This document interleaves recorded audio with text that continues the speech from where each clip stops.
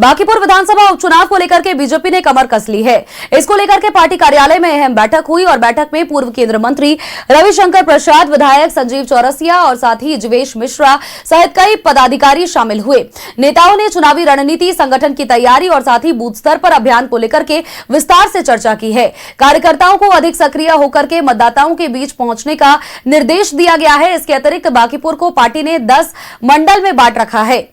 3 बड़े नेताओं को इन 10 मंडलों की जिम्मेवारी दी गई है। केंद्रीय गृह राज्य मंत्री नित्यानंद राय को चिरैयाटांड, इसके अतिरिक्त कदम कुआं और साथ ही गोलघर की जिम्मेवारी मिली है। उनके साथ सहयोगी के रूप में विधायक प्रणव यादव रहेंगे। सांसद संजय जायसवाल के साथ विधायक मनोज शर्मा को जकनपुर मंडल और साथ ही नरेंद्र भारती मंडल और विश्वविद्यालय मंडल की जिम्मेवारी मिली है। तो पूर्व मंत्री जीवेश मिश्रा और विधायक संजय गुप्ता को 4 मंडलों की जिम्मेवारी सौंपी गई है। बांकीपुर विधानसभा उपचुनाव को लेकर के बीजेपी ने पूरी तरीके से कमर कस ली है और पार्टी कार्यालय में दिग्गज नेताओं की अहम बैठक, चुनावी रणनीति, संगठन की तैयारी और बूथ स्तर पर अभियान को लेकर के चर्चा की गई है।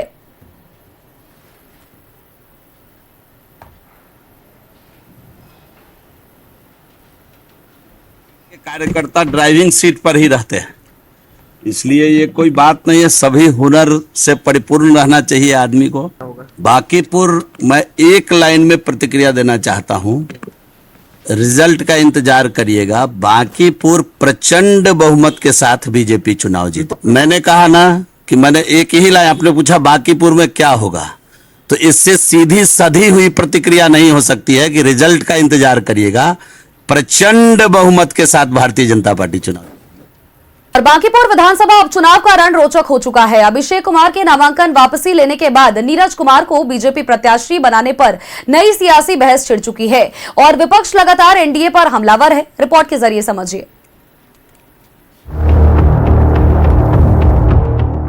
बांकीपुर उपचुनाव की बिछी बिसात, बयानों के बाण की हो रही बौछार, बीजेपी के प्रत्याशी बदलने पर सियासत, बीजेपी बता रही समर्पित कार्यकर्ता का सम्मान, आरजेडी बता रहा चुनावी डर का परिणाम।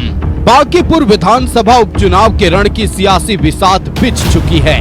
बीजेपी के लिए जहां ये उपचुनाव साख की लड़ाई है, वहीं दूसरी तरफ आरजेडी इस उपचुनाव के जरिए कमबैक का रास्ता तलाश रहा है। इधर प्रशांत किशोर की एंट्री ने बांकीपुर के मुकाबले को त्रिकोणीय बना दिया है, लेकिन अंतिम वक्त में बीजेपी के प्रत्याशी बदलने पर नई सियासी बहस शुरू हो गई है। अभिषेक कुमार सिन्हा ने शुक्रवार को नामांकन वापस लेने का ऐलान कर दिया, जिसके बाद बीजेपी ने नीरज कुमार सिन्हा को नया उम्मीदवार बनाया, जो 13 जुलाई को नामांकन दाखिल करेंगे। इधर बीजेपी के प्रत्याशी बदलने पर विरोधियों को हमला बोलने का मौका मिल गया है। आरजेडी की रोहिणी आचार्य ने सोशल मीडिया पर पोस्ट करते हुए बीजेपी पर निशाना साधा। रोहिणी ने लिखा कि बीजेपी की गियर फंस गई है, हार के डर से प्रत्याशी बदल दिया। वहीं दूसरी तरफ आरजेडी प्रत्याशी रेखा गुप्ता ने कहा है कि लास्ट मोमेंट में बीजेपी ने अपने उम्मीदवार का रिप्लेसमेंट किया, लेकिन उससे कोई फर्क नहीं पड़ता है। महागठबंधन इस बार बांकीपुर जीतेगा। इस बार भाजपा फंस गई है और इस बार राष्ट्रीय जनता दल ने अपना पूरी तरह से प्रेशर बना दिया है और हम जीत कर आने वाले हैं। लास्ट मोमेंट में उन्होंने रिप्लेस भी किया है, तो किसी खास जाति वर्ग से किया है और इस बार बांकीपुर की जनता ने ठान लिया है कि राष्ट्रीय जनता दल। प्रत्याशी बदलने के मामले पर विरोधियों की ओर से किए गए प्रहार पर एनडीए के नेताओं ने पलटवार किया। जेडीयू प्रवक्ता नीरज कुमार ने कहा कि नीरज कुमार सिन्हा को एनडीए का उम्मीदवार बनाए जाने के बाद मुकाबला एक तरफा हो गया है। विपक्ष के पास ना मुद्दे हैं ना नेतृत्व। वहीं दूसरी तरफ बीजेपी सांसद रविशंकर प्रसाद ने बांकीपुर में बीजेपी की निर्णायक जीत का दावा किया।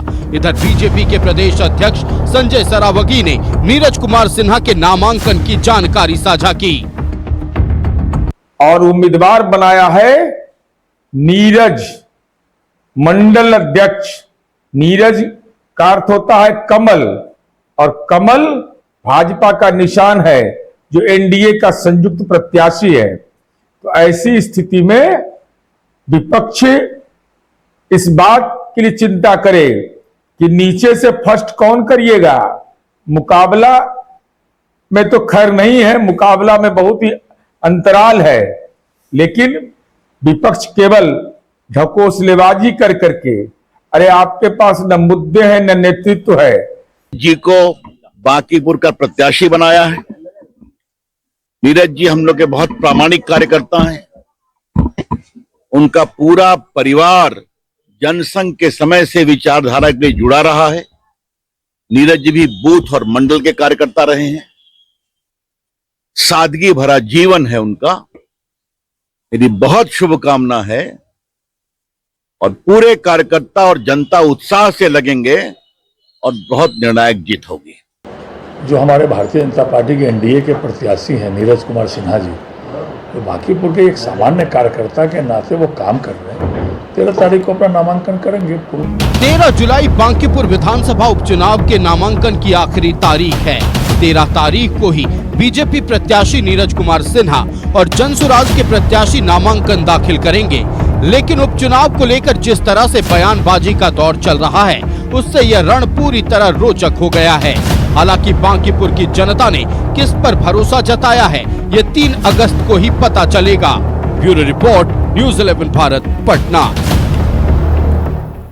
तो बांकीपुर विधानसभा उपचुनाव को लेकर के बीजेपी ने पूरी तरीके से कमर कस ली है और निर्णायक भूमिका अब अदा की जा रही है। और इसी को लेकर के पार्टी कार्यालय में अहम बैठक हुई और साथ ही बैठक में पूर्व केंद्रीय मंत्री रविशंकर प्रसाद, विधायक संजीव चौरसिया, इसके अतिरिक्त अगर बात करें जीवेश मिश्रा सहित कई पदाधिकारी मौजूद रहे। नेताओं ने चुनावी रणनीति, साथ ही संगठन की तैयारी और बूथ स्तर पर अभियान को लेकर के विस्तार से चर्चा की है। कार्यकर्ताओं को अधिक सक्रिय होकर के मतदाताओं के बीच पहुंचने का निर्देश दिया गया है। अहम बात यह है, बीजेपी ने जो एक अहम फैसला लिया है वो ये है कि बांकीपुर को 10 मंडल में बांट दिया गया है और अब 3 बड़े बड़े नेताओं को इन 10 मंडलों की जिम्मेवारी सौंप दी गई है। केंद्रीय गृह राज्य मंत्री नित्यानंद राय को चिरैयाटांड, साथ ही कदम कुआं और साथ ही गोलघर की जिम्मेवारी सौंपी गई है। तो इसके अतिरिक्त उनके साथ सहयोगी के रूप में विधायक प्रणव यादव भी रहेंगे। सांसद संजय जायसवाल के साथ विधायक मनोज शर्मा को जगनपुर मंडल और साथ ही नरेंद्र भारती मंडल और विश्वविद्यालय मंडल की जिम्मेवारी सौंपी गई है। पूर्व मंत्री जीवेश मिश्रा और साथ ही विधायक संजय गुप्ता को 4 मंडल की जिम्मेवारी सौंपी गई है। इस बार का जो रण है बांकीपुर का, वो बहुत ज्यादा निर्णायक होने वाला है और वजह यह है कि मुकाबला पहले से ही त्रिकोणीय हो चुका है और बीजेपी जहां पर एक तरफ इसे एक पुराने कार्यकर्ताओं का सम्मान करार दे रही है, तो दूसरी तरफ आरजेडी का यह कहना है कि चुनावी परिणाम आने से पहले ही बीजेपी को इस बात का भय सता रहा है कि आखिर परिणाम क्या निकल करके आएगा और वो हार जाएगी, इसीलिए प्रत्याशियों में फेरबदल किया जा रहा है। बताते चले आपको कि बीजेपी ने प्रत्याशी में बदलाव किया है। 13 तारीख को नामांकन की अंतिम तिथि है। और बिहार के बांकीपुर विधानसभा उपचुनाव के बारे में बीजेपी विधायक संजीव चौरसिया ने कहा है कि विपक्ष हमारे प्रत्याशी के बारे में नहीं सोचे। बीजेपी के राष्ट्रीय अध्यक्ष नितिन नबीन के नेतृत्व में बांकीपुर में इतने काम हुए हैं, काम के पैमाने पर हम लोग चुनाव जीतेंगे। चिंता करें, यहाँ विकास और विश्वास के साथ सदैव भारतीय जनता पार्टी बढ़ते रही है। माननीय राष्ट्रीय अध्यक्ष जी के नेतृत्व में इतने प्रकार के काम हुए हैं, अगर उसके काम के पैमाने गिने जाए तो वो फहरिस्त कम नहीं है। वहाँ के लोग अच्छी तरह से जानते हैं कि बांकीपुर की स्थिति पहले क्या थी, अब क्या है।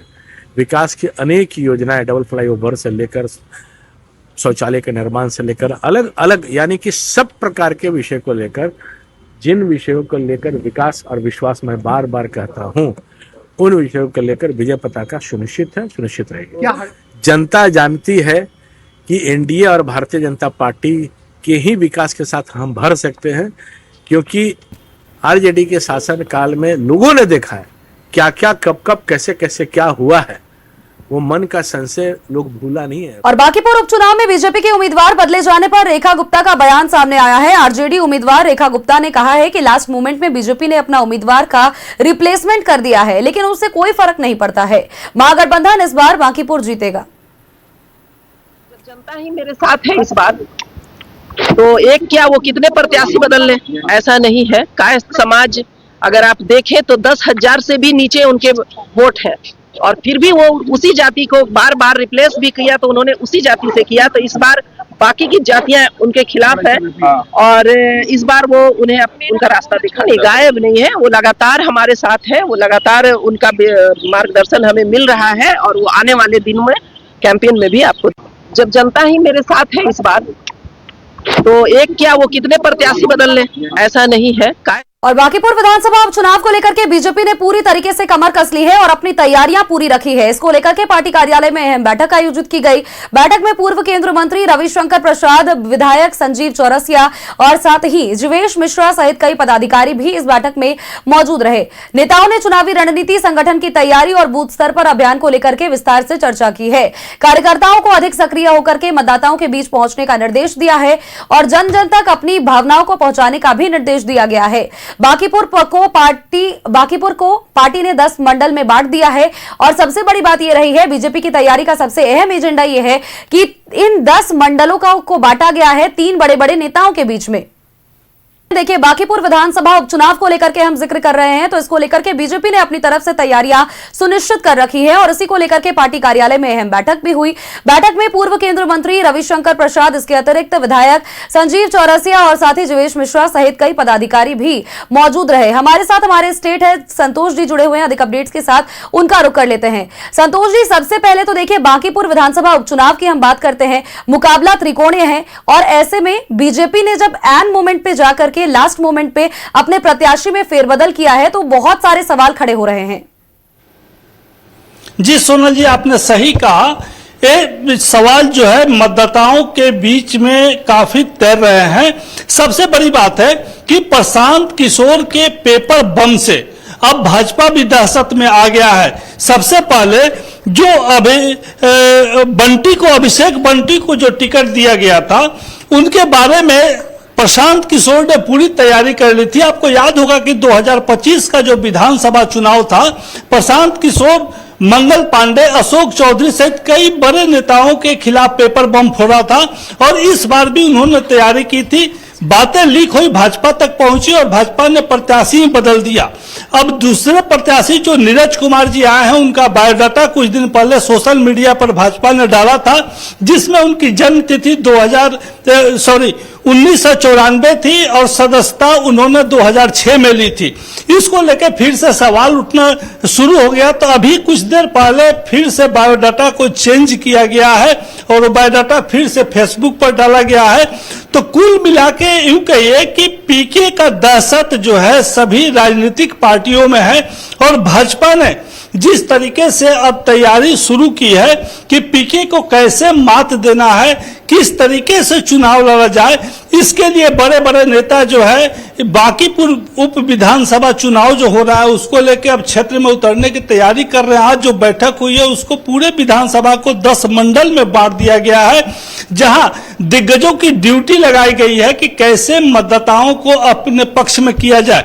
दूसरी तरफ अगर महागठबंधन की हम बात करें, जहां से रेखा गुप्ता को उम्मीदवार बनाया गया है, अभी कुछ ही देर पहले ये जो जानकारी हासिल हुई है कि पूरे बांकीपुर उप विधानसभा क्षेत्र में आरजेडी का झंडा कहीं नहीं दिख रहा है।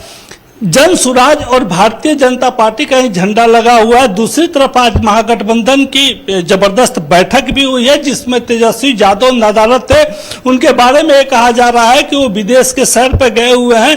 तो ये अंदाजा लगाया जा सकता है कि जहां त्रिकोणीय चुनाव की बात हो रही थी कि रेखा गुप्ता भी जो है, चूंकि पिछली बार 2025 में जब उन्होंने चुनाव लड़ा था तो उस समय वो दूसरे स्थान पर थी, तो इसको लेकर कयास लगाया जा रहा था कि इस बार जो मुकाबला होगा वो त्रिकोणीय होगा।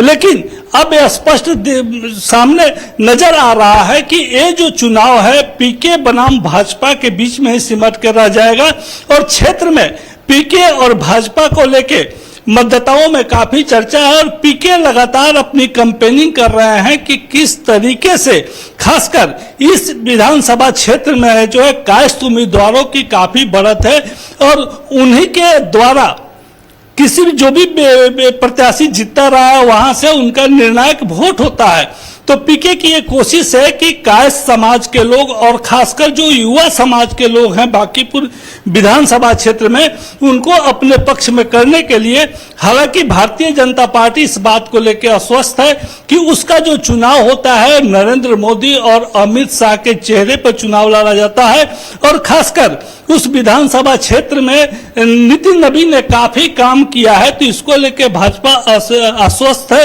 लेकिन दूसरी तरफ जो समस्याएं वहां दिख रही हैं। खासकर जो बरसात का मौसम आया है, काफी जल जमाव हो गया है, सफाई की व्यवस्था नहीं है। तो इन सारे चीजों को प्रशांत किशोर ने मुद्दा बनाया है कि आपने 35 साल में भारतीय जनता पार्टी का एक गढ़ रहा है और इस तरीके का विकास हुआ है और इस विकास से आप कितना संतुष्ट हैं। तो इन सारे मुद्दों को लेकर प्रशांत किशोर लगातार इस विधानसभा में कंपेनिंग कर रहे हैं। हालांकि भारतीय जनता पार्टी ने आज जो दिग्गजों की बैठक बुलाई थी और तय कर दिया है, तो हमें लगता है कि भारतीय जनता पार्टी के बड़े बड़े नेता भी जो है इस क्षेत्र में अब दौरा करते नजर आएंगे, मतदाताओं को लुभाते हुए नजर आएंगे। लेकिन सबसे बड़ी बात है कि सम्राट चौधरी, खासकर जो सीएम हैं बिहार के, उनके लिए यह सबसे बड़ी चुनौती है। अगर भारतीय जनता पार्टी डिफीट करती है बांकीपुर से तो उनकी प्रतिष्ठा चली जाएगी, ऐसा माना जा रहा है। तो इसको लेकर सम्राट चौधरी की भी वहां नजर बनी हुई है कि हर हाल में वहां से भारतीय जनता पार्टी की सीट सुनिश्चित करनी है। लेकिन पीके कहीं से अपनी कोर कसर नहीं छोड़ रहे हैं। लगातार वो पूरे विधानसभा क्षेत्रों का दौरा कर रहे हैं, हर घर के लोगों के पास जा रहे हैं और कोशिश कर रहे हैं कि जो विधानसभा चुनाव का पिछले दौर का जो दृश्य था, उस दृश्य को वे बदल सके। जी Sonal.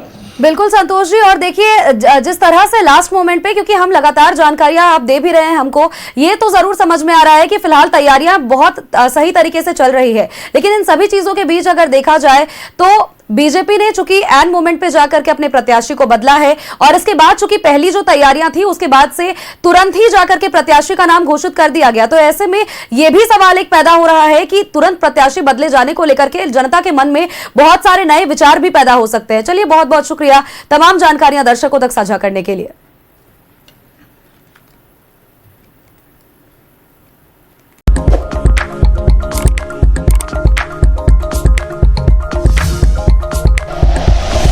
Like and share videos, subscribe करें हमारा चैनल और प्रेस करें बेल आइकॉन। न्यूज़ 11 भारत, सच है तो दिखेगा।